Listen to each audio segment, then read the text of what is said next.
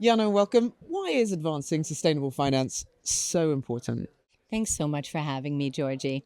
And what a great question to kick off with. So, CDPQ, as you may well know, we have a dual mandate. And it is both to deliver the best returns possible, but also to do so while improving the lives and economic development of the people of Quebec. So that makes us uniquely aware both of the community on whose behalf we're investing and the communities we're investing in. So hence our philosophy when it comes to investment is invest constructive capital for the long term in order to deliver performance and progress. So when we look at sustainable finance, we really see both sides of the equation. We see the economic return that it delivers to our depositors, and we see the positive contribution that it can make to communities.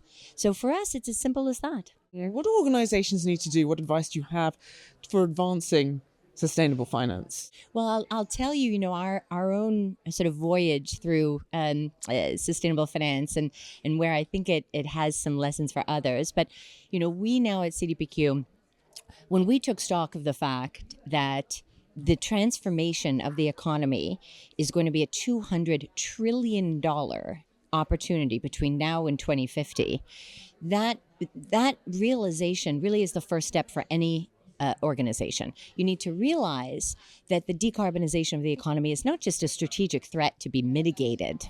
It's in fact a once-in-a-lifetime opportunity to be seized. So organizations really need to start there.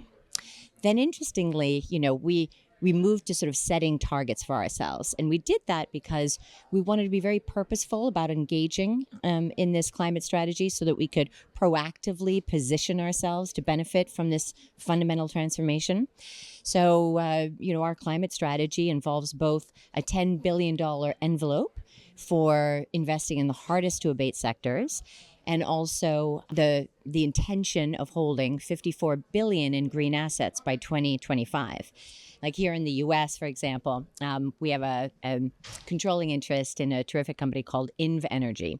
And INV Energy is, in the Americas, the largest independent renewable energy developer and operator. We also have an investment in AES Indiana that I think is quite cool in the context of energy transition. AES Indiana provides electricity to about 500,000 plus clients around Indianapolis.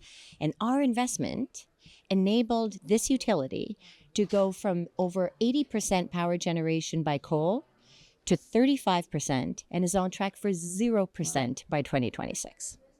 So these are the ways, recognizing the opportunity, setting the targets, starting to align your capital. These are a lot of the initial steps.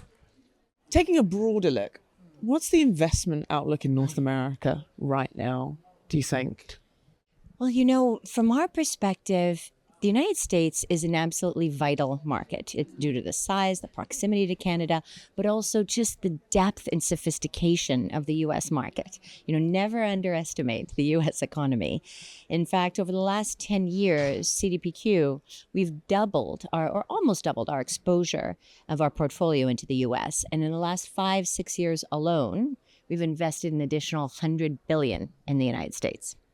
So what we see in the U.S. is a tremendous amount of opportunity. There's a resilience really that we're seeing in terms of the consumer, in terms of even the inflation and how we're managing through it with growth and productivity. I will say, I was struck. I saw this data point the other day, which is at the beginning of this year, the combined impact of the CHIPS Act, the IRA, the Infrastructure Investment Act had all culminated in a combined investment, public and private, of over $1 trillion. So these are the ways in which the United States sort of aligns policies and manages to move forward despite, the uncertainty in the economy. Finally, what are some of the key trends that you're seeing? What are exciting you the most, I guess? Well, I will say, since we've been talking about energy transition, sustainable finance, that's an enormous piece of it. But I'll maybe add to that and to point out the ways in which investors, capital allocators and owners and managers like us are collaborating increasingly in the deployment of capital with philanthropy, government, other actors.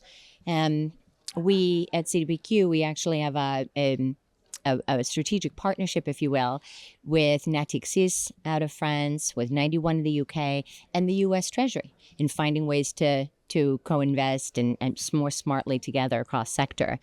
And these sorts of alliances, whether it's that or the Investor Leadership Network, which we co-founded a few years ago, or the Sustainable Markets Initiative, we're seeing increasingly investors and business leaders and governments coming together to co-create solutions. And I find that very exciting.